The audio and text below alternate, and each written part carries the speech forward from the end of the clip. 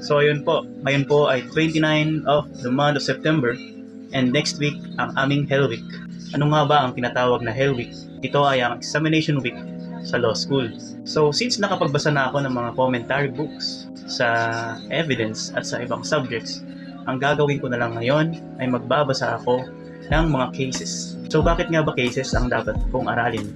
Instead na basahin na lang ulit yung commentary book or magbasa ng reviewer. Kasi ang reason behind that is si mga professors namin ay usually nagbibigay ng problems or situational questions sa exam. Kaya kailangan talaga madami kang cases na mababasa regarding dun sa subject. Kasi minsan pinapalitan lang nila yung pangalan ng mga parties doon sa question. Kapag familiar ka na sa cases or nabasa mo na lahat, mas madadalian ka na hanapin kung ano ang legal basis mo at kung ano ang isasagot mo doon sa question na lalabas. So today po, magbabasa tayo ng cases sa remedial law. Let's go! Ngayon po, ipapakita ko sa inyo kung ano yung material na gagamitin ko sa pagbabasa ko ng cases. So ayun po, ganito po ang setup ng table ko. Medyo makalat dito. Dito po yung pampamusic ko, Spotify. Dito po yung Pomodoro app. And dito naman po, ako nagbabasa sa my laptop. So pag nakikita nyo po, meron na pong list of cases dyan. At may mga naka-green na, ibig sabihin nabasa ko na. Ang maganda po dito, ginawa po namin to as a class. So naghati-hati na po kami. And may link po siya papunta doon sa case na babasahin mo. Dito po, sa kabila, ito yung link ng full text pag gusto mong basahin. Pero dito po, yung link dito, papunta sa digest ng kaklase.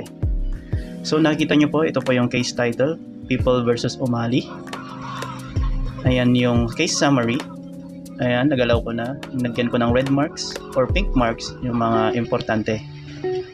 And then ito po yung facts of the case, the issue, and then yung ruling.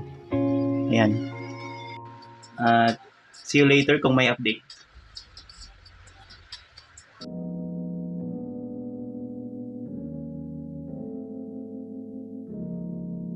So update po, kakatapos lang ng isang session ko sa Pomodoro. And since alas 12 na, dito ko muna tatapusin yung morning session ko. And ayan po, papakita ko po sa inyo yung progress natin.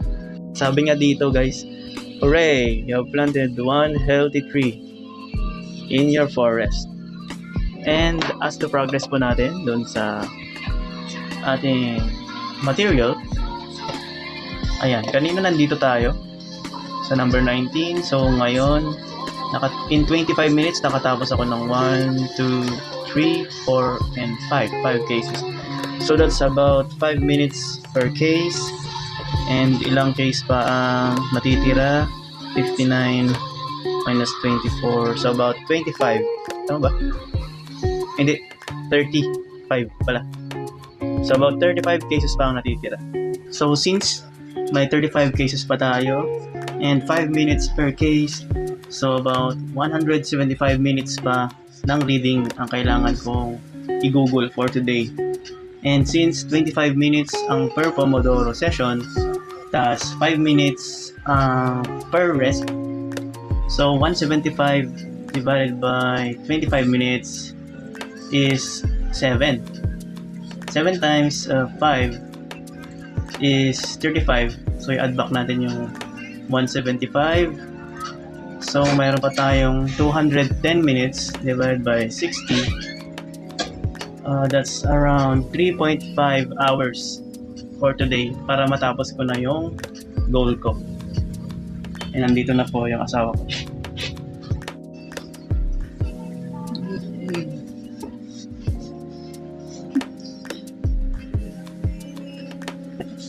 Bye!